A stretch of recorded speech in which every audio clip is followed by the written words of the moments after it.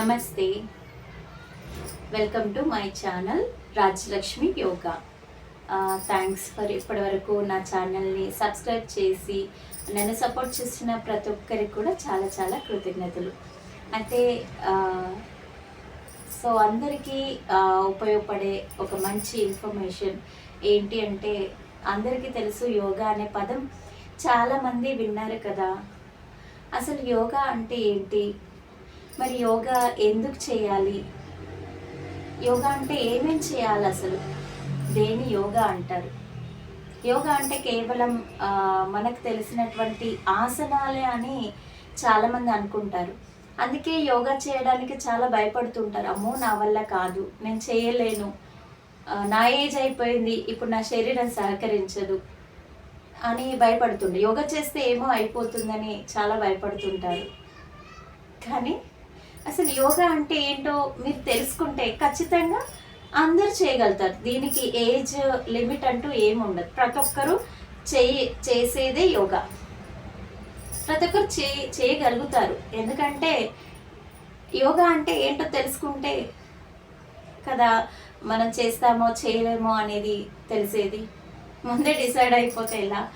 So yoga అంటే ఏంటి? కేవలం మ్యాట్ వేసుకొని ఆసనాలు, రకరకాల ఆసనాలు వేసేది, అది శరీరానికి సంబంధించింది. కానీ యోగా అంటే ఏంటి? యోగా అంటే మన శరీరం, మనసు, శ్వాస, మనం తీసుకునే ఈ శ్వాసని ఏకం చేయడం. ఎలా ఏకం చేస్తాము? ఇవన్నీ ఎక్కడ ఉంటాయి?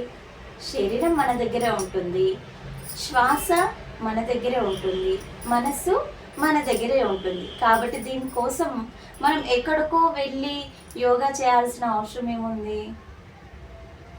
ఈ మూడిటిని ఎలా ఏకం చేయాలో నేర్చుకుంటే సరిపోతుంది. చాలా ప్రాబ్లమ్స్ కూడా మీరు గమనిస్తే మన శ్వాసను గమనించకపోవడం, శ్వాసతోనే మన జీవితం ఆధారపడి ఉంది.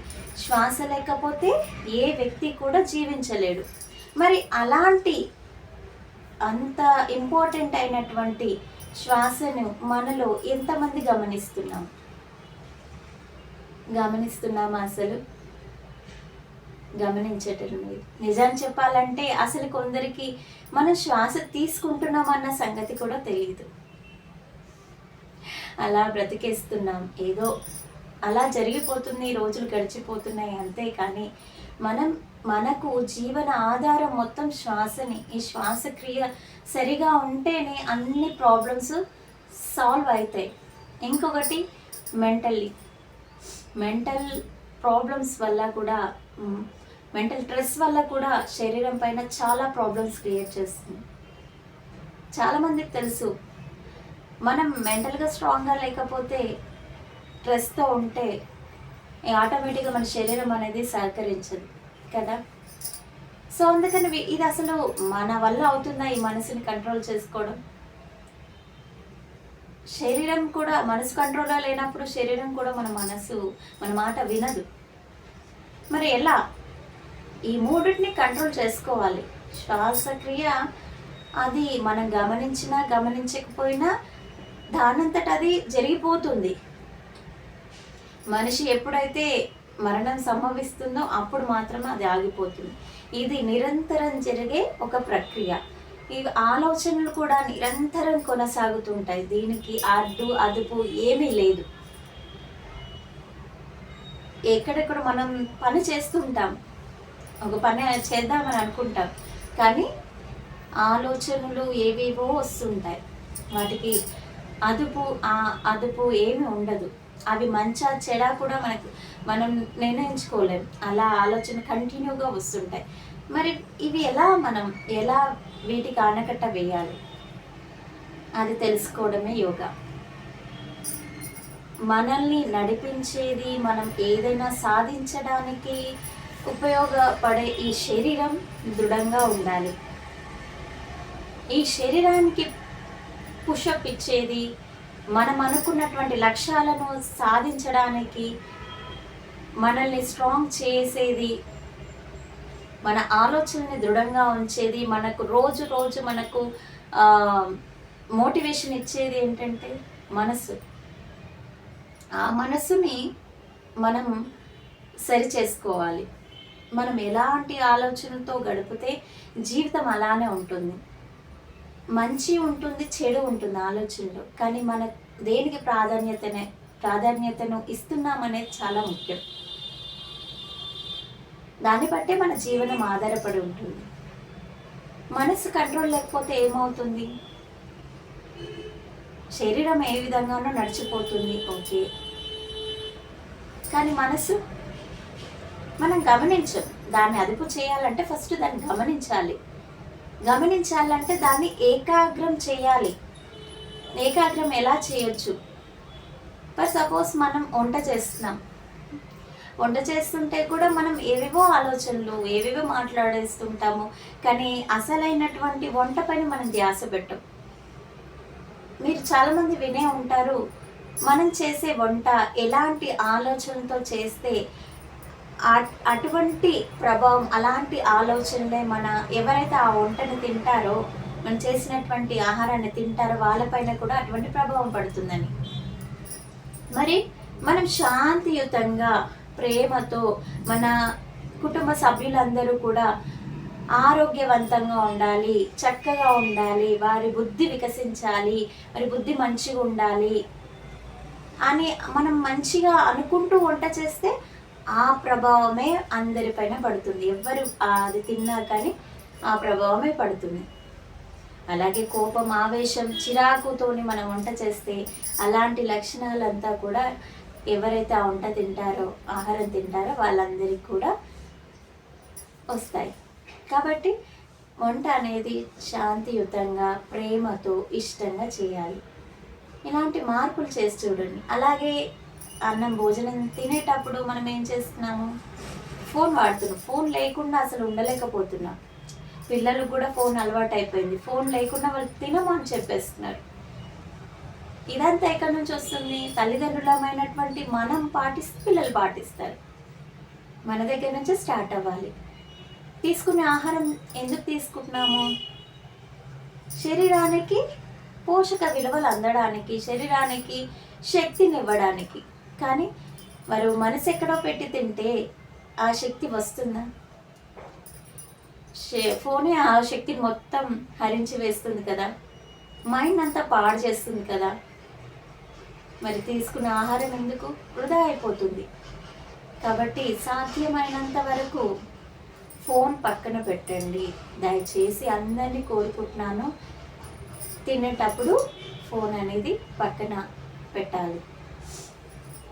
ఇంకా మీరు గమనించి ఉంటారు, మనము ఎప్పుడైనా బాగా టెన్షన్ పడినప్పుడు ఏమవుతుంది? శ్వాస వేగం అవుతుంది. శ్వాస వేగం అవుతే ప్రాణహాని జరుగుతుంది. అందుకే ఎక్కువ ఆవేశపడద్దు, ఎక్కువ టెన్షన్ పడద్దు అని ఎందుకు చెప్తారంటే శ్వాస వేగం అవుతుంది. మనం శ్వాసని ఎంత నెమ్మదిగా తీసుకుంటే మన జీవితకాలం అనేది పెరుగుతుంది, మన ఆయుష్ పెరుగుతుంది. అందుకే ప్రశాంతంగా ఉండాలి, ఆనందంగా ఉండాలి, సంతోషంగా ఉండాలని ఎందుకు చెప్తారంటే ఇవన్నీ కూడా మన ఆయుష్ని పెంచుతాయి. మన ఆయుష్ని హరించి వేసేవేంటి? కోపం, ఆవేశం, చిరాకు, ఆనందం లేకపోవడం, విరక్తి, ఇవన్నీ కూడా ఆయుష్ని తగ్గిస్తాయి. జీవితంలో ఆనందం లేకపోతే బతకాలని అనిపించదు కదా. కాబట్టి మనకు ఆనందాన్ని ఇచ్చేది ఎప్పుడు కూడా మన దగ్గర పెట్టుకోవాలి. దానికోసం మనం కొంత సాధన చేయాలి. మీరు ఎక్కడో వెళ్ళి మీరు చేయకపోయినా మనం చేసే పనులలో మీరు యోగా చేయండి. ఏ పని చేస్తున్నా దానిపైన మీ మనసుని లగ్నం చేసి చేయండి. అలాగే శ్వాసను గమనిస్తూ ఉండండి. శ్వాస ఏ విధంగా తీసుకుంటున్నారో గమనించండి. ఎందుకంటే శ్వాసనే మన జీవన ఆధారం. అది లేకుండా మనం బతకట్లేదు కదా. బతకగలుగుతామా? ఒక్క నిమిషం మనం ముక్కు మూసుకొని ఉంటే అల్లాడిపోతాం. ఉం? మరి అలాంటి శ్వాసకి మనం ఎందుకు ఇంపార్టెన్స్ ఇవ్వట్లేదు? ఎందుకు ఎంత చెబుతున్నా కానీ ఎందుకు ప్రతి ఒక్కరు పాటించలేకపోతున్నారు? డబ్బు సంపాదనే ముఖ్యం కాదు. ఎంత సిరి సంపదలున్నా చేతిలో ఆరోగ్యం లేకపోతే ఆనందంగా ఉండగలుగుతారా? ఆరోగ్యానికి ఇంపార్టెంట్ ఇవ్వండి. మనం చిన్నప్పుడు ఉన్నటువంటి శరీర వ్యవస్థ మరి పెరుగుతున్న కొద్ది ఎందుకు మారుతుంది? ఈ శరీరం ఏమి శాశ్వతం కాదు. కానీ మనం ఉన్నన్ని రోజులు ఈ శరీరం మన మాట వినాలి, మనకు సహకరించాలి, మన పనులు మనం చేసుకోవడానికి సహకరించాలి కదా. మరి సహకరించాలంటే దీనికంటూ కొంత ఎక్సర్సైజ్ కావాలి. ఒకప్పుడు అంటే అన్ని పనులు చేసుకునేవారు. ఇప్పుడు అన్ని మిషన్స్ వచ్చేసాయి. అందరూ మిషన్స్ పైన ఆధారపడి శరీరానికి విశ్రాంతినిస్తున్నారు. మరి అది ఆరోగ్యవంతంగా ఎలా ఉంటుంది? అందుకని యోగా చేయాలి. ఈ శరీరానికి దీనికి ఫ్లెక్సిబుల్ పెరగడానికి, మనం చెప్పినట్టు వినడానికి, మనం కూర్చొని లేవడానికి, నొప్పులు స్టార్ట్ అయితే పెద్దగా ఏజ్ పెరుగుతూ ఉంటే కూడా నొప్పులు స్టార్ట్ అవుతుంటాయి శరీర తత్వాన్ని బట్టి. మరి ఆ నొప్పుల నుంచి రిలీఫ్ పొందాలి అంటే మనం బతికి ఉన్నన్ని రోజులు ఈ శరీరం మనకు సహకరించాలి. లేకపోతే మన కనీస పనులను కూడా మనం చేసుకోలేం కదా. అందుకనే ఆసనాలు కూడా కొన్ని చేయాలి. మనసుని అదుపులో పెట్టుకోవాలి, శ్వాసను గమనించాలి, ఈ శరీరానికి కొంత ఎక్సర్సైజ్ ఇవ్వాలి. ఇదే యోగా. యోగా అంటే ఏంటి? మనసుని, శరీరాన్ని, శ్వాసను ఏకం చేయడం. ఈ మూడింటిని ఏకం చేస్తూ మనం చేసే సాధనే యోగా. కాబట్టి నేను చెప్పే యోగాలో మీకు ఆసనాలు ఉంటాయి. కఠినమైనటువంటి ఆసనాలకి ప్రాధాన్యత ఇవ్వను. ఎందుకంటే రకరకాల శారీరక స్థితుల నుంచి వస్తుంటారు, జాయిన్ అవుతుంటారు. ఎవరి శరీరముకి తగ్గట్టు వాళ్ళు, కొందరు శరీరం ఫ్లెక్సిబుల్ ఉంటుంది, కొందరు చేయలేరు. కాబట్టి ఫస్ట్ టైం యోగా, అసలు యోగా తెలియని వాళ్ళు కూడా ఉంటారు. కాబట్టి అందరికీ కూడా ఎంత యోగా ప్రాక్టీస్ ఉన్నా కానీ మనం డైరెక్ట్గా ఆసనాలు ఎప్పుడూ చేయకూడదు. ముందు బాడీని ప్రిపేర్ చేయాలి. ఆ ప్రిపేర్ చేయడానికి వార్మప్స్ ఉంటాయి, కంపల్సరీ వార్మప్స్ ఉంటాయి. అవి శరీర అన్ని పార్ట్స్కి సంబంధించి ఉంటుందన్నమాట. వాటిని లూజ్ చేయడం, వాటిలో ఉన్నటువంటి స్టిఫ్నెస్ తొలగించడం, వాటిలో రక్త ప్రసరణ చక్కగా జరిగేలా చేసి ఆ బాడీని ప్రిపేర్ చేస్తుందన్నమాట.